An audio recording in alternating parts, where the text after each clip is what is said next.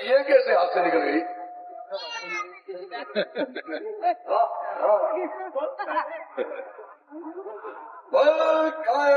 चूटी अलग मुखवत खड़क यहाँ मानव चंद्र की खोद में खिलत दाग नहीं शिव कुमार मजेदार नहीं गोरे गोरे काले काले बाल जो चंदन के देख से निपट रहे हो।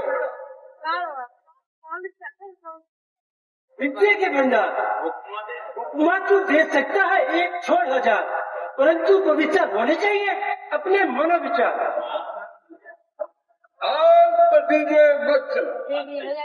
मस्तक टीका लाल पहुंच चाटने के लिए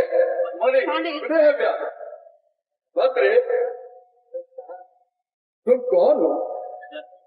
तेजस्वी पुरुष, किसी का पता पूछने में कोई बुराई नहीं। जो चाहे सवाल कर परंतु अपनी चेष्टा संभाल कर। मैं कुलध्वज ऋषि की अनाथ कन्या हूँ। और कन्या केवल 2 शब्द सोचता हूँ जब मैं इन 2 शब्दों पर एक तो पूजे में दरिया बंद है 2 एक तो कुंवारी ऊपर से एक उत्तर है आनंद है 2 सभा लंकती ज्यादा ना मचल। ये जो तेरे खोटे भाव तेरे मन में बने हैं तेरे चेहरे पर आकर तेरी वीरता की निंदा कर रहे हैं। याद रख अगर तू इन्हें नहीं दबा सकता तो किसी पर काबू पा नहीं सकता।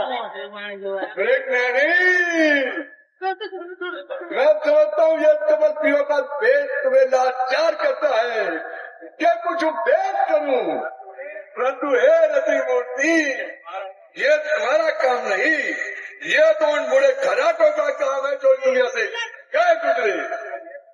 तुमको ये बताओ तुमने अपने जीवन साथी के बारे में क्या निश्चय किया? वो कौन भाग्यशाली पुरुष होगा जो चंद्रमा से अमृत पिएगा इस गोवलंगे आलिंगन में पिएगा।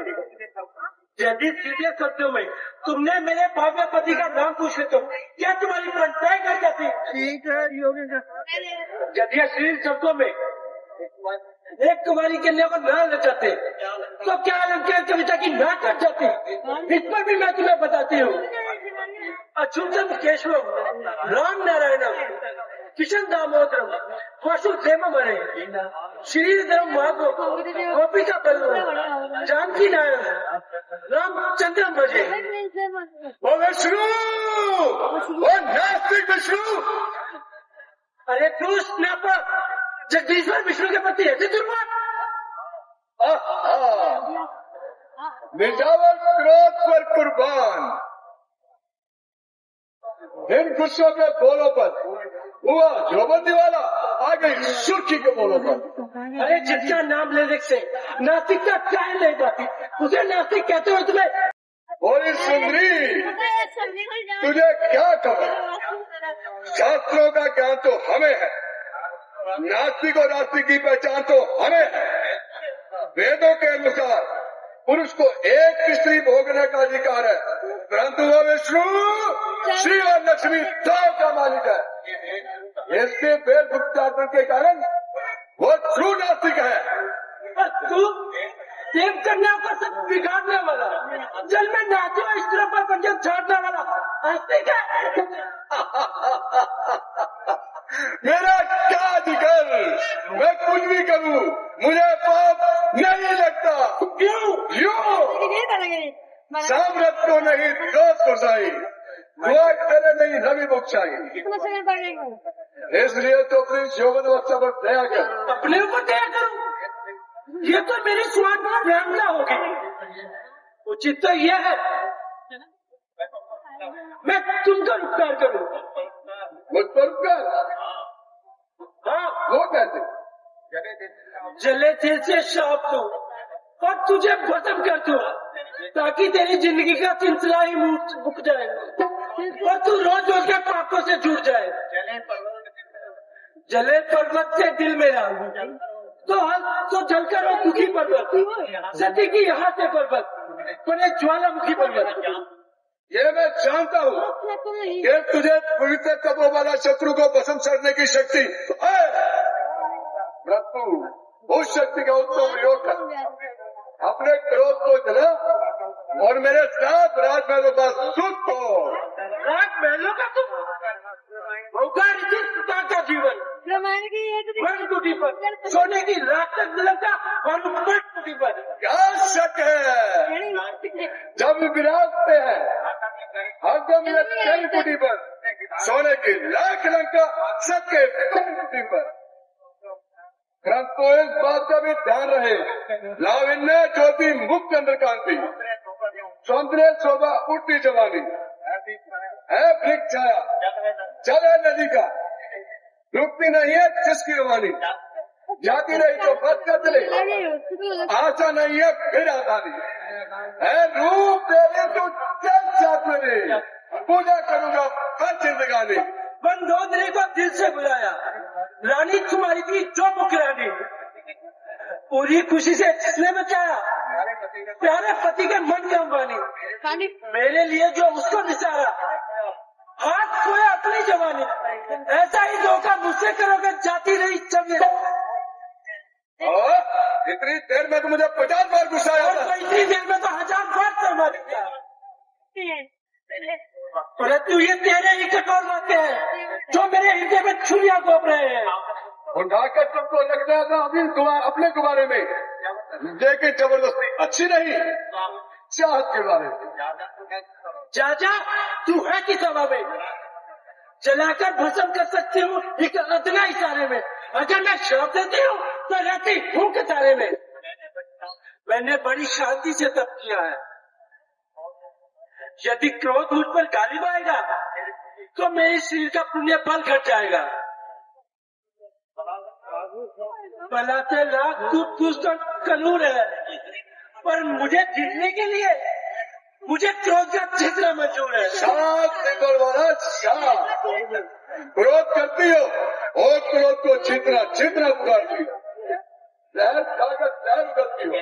मैंने कह दिया ना, सुन, अगर मैं विष्णु और विष्णु लोक को जल से उखाड़ कर समुद्र में फेंक दूं, तेरी काली मुद्दों को मुंह से खोलूं, तब तो मुझे निकाल करोगे ना? मैं नहीं। ऋषि कन्या तुम्हें जिस तरह धिक्कारती है उस वक्त भी इसी तरह धिक्कारेगी। कड़े अल्फाज जुबाते मुझको हकते हैं, दाजुए के खंजर फूल की पत्ती से बचते, ना की ऊँट भी प्राय खोपड़ी में बात लगने पर, अपने नाखून में जरा सी बात लगने पर बस मालूम होगा कभी तेरे मुंह से इस तरह अच्छा सीना निकलेगा, 10 उंगली सीधी तो कीड़ा निकलेगा। उंगलियां टेढ़ी माना बेचल किसी की, जरा नाखून में लगना चाहिए, जरा सी बात की चकड़ी चुपड़ी बात बना दिया, ये नहीं देखती तेरे सामने कौन खड़ा है। मैं खूब जानती हूँ तुम्हें चिकना खड़ा है जो जगदीश्वर विष्णु का नाम लेने पर भी अपनी जिद पर अड़ा है। क्या तुझे खबर नहीं, वो तीनों लोगों का स्वामी, बल पराक्रम और तेज में सबसे बड़ा है। जो काम में नहीं करना चाहता उसी पर मजबूर करती है, बात और पैरों के बल पर दूर करती है। नीच अभिमानी, तीनों कालों का हाल जानने वाला, अपनी स्वामी से आंख मिलाए, ये तेरी क्या करता? याद रख, 2 जन्म पहले का हाल था। आखिर तू भी तो उसी की जोड़ी का राजपाल था। बहुत पुरानी बात हो, रखा जाकर ताक पर, क्योंकि अब काबू नहीं बंदा है। और मेरे साथ चलना मंजूर है? ये कह दे, वो मंदिर को तो दूर है। तुझे दिए बिना दामन नहीं जाएगा। चेहर का भाग इधर कभी खा नहीं सकता। इस जन्म में तो क्या, किसी जन्म में भी तुम मुझे पा नहीं सकता।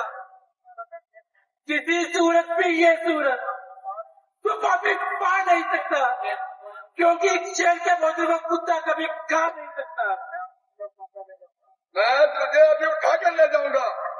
इससे पहले मैं अपनी जान दे दूंगी। अकेली जोगन, अपराध करना माँ बाप है। तूने मुझे बुरी चेष्टा से छू लिया, इसलिए अब ये शीश श्री विष्णु भगवान के काबिल न रहा। इसे छोड़कर राजा तिलक के घर जन्म लूंगी, बस सीधा रूपी तेरी मृत्यु का कारण बनूंगी। अछूते के जो तूने छू लिए इन नापाक हाथों से, इन्हें चलाकर करना पड़ा खास हाथों से। तूने मुझे घसीटा है, क्या नापाक हाथों से करूंगी तेरे जीवन का किस्सा खास इन नापाक हाथों से। राजा जनक के जब दिखाई देंगे, जाके जांच की जानती करेगी तेरा नाम होगा दुश्मन तेरे की।